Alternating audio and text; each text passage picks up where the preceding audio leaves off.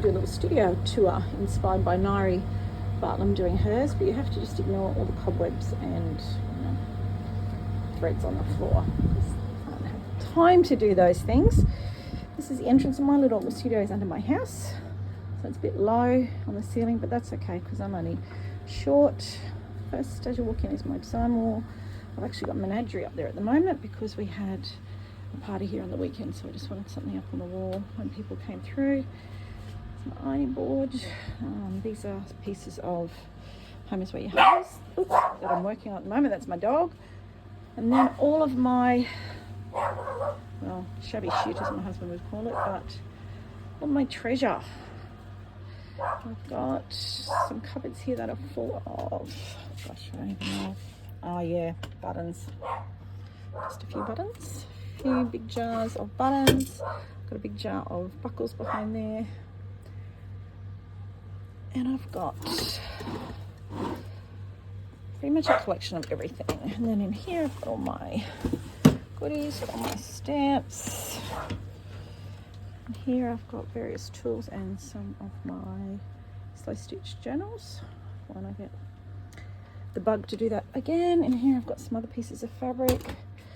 This little cupboard is projects on the go because, like many of you, I tend to have several things going at a time. So when I want to move to something else, I feel better by putting them in the cupboard like I'm still doing them. These are blocks that are a bit orphaned and need a new home from my old scrapbooking days. That's my daughter. Some treasures. This is a tea towel dress that I started last year, I think. I might make that into a summer dress, take the sleeves off and make it in some open wear. And look at this fabulous thing. It was given to me by a friend of my mum's when she was moving house, so that's fabulous. All of my treasures waiting to be used. This is my standing workspace. My husband made this table taller for me, which is great. I've got great light here and I tend to stand here and work. I've got Roxy's Journals of Stitching thing on the table here, and this ready to start the next page.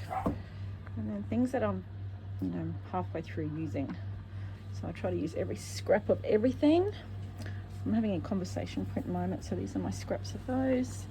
This is all the stuff I draw from under the table, storage stuff.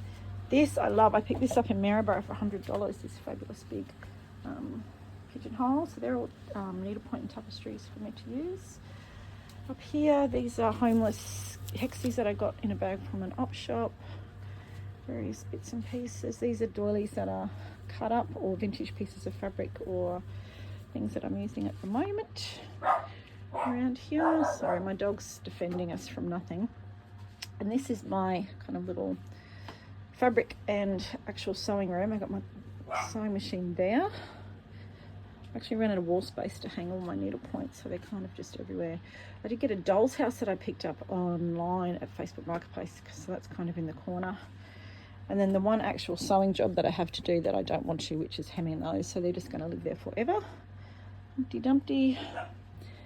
And then in here is all my scraps. This is full of, I'll show you this one. This one's awesome. This one is full of, wait for it, Suffolk puffs, all from Vintage Fabrics. Up here I've got, just check, I think I've got doilies in here, lace ones, different coloured ones in there, ones that I've started to use there. Again, all my treasures, a heap of vintage tea towels and finished quilt tops. And then lots of ridiculous stuff on the walls. And then down here is my beautiful little cupboard that I got for Christmas from Mum, from Mulaney's Antiques. And then a couple of little pieces of furniture that were gifted from Mum's friend as well. This beautiful little doll's quilt Mum made me. And then a few of these Anne Wood little free pattern things she does on her site, just for when you need a little job in between jobs. On the wall I've got, again, more collections.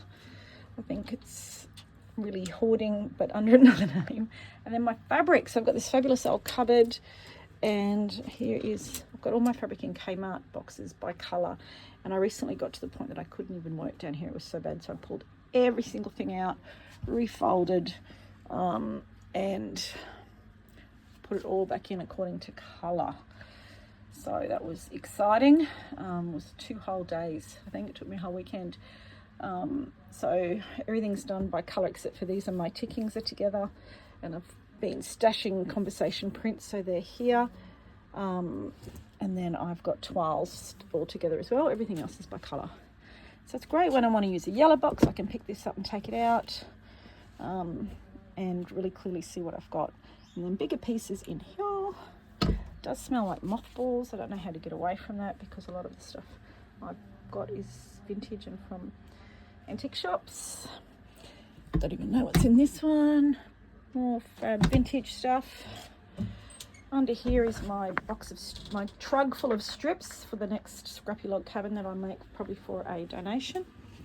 And then this is where I sit and work. So I was really inspired. The Constant Quilter had the most fabulous mini quilt done with conversation prints. So this is me getting ready, and being obsessive as I am, I've kind of lost the plot a bit and found every single conversation print I can in the world.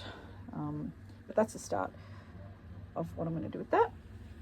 So that's my little haven. Here it is. It's Saturday. It's the first day of school holidays, and I have got absolutely nothing on other than hanging out with my middle boy, who's 16, for a bit when he wants me to. So this is where I will be, and just out there is my pool, and my garden beyond. I'll just show you where I am. The washing machine's the other side, so no one wants to see that. And here's my little garden, and that's me.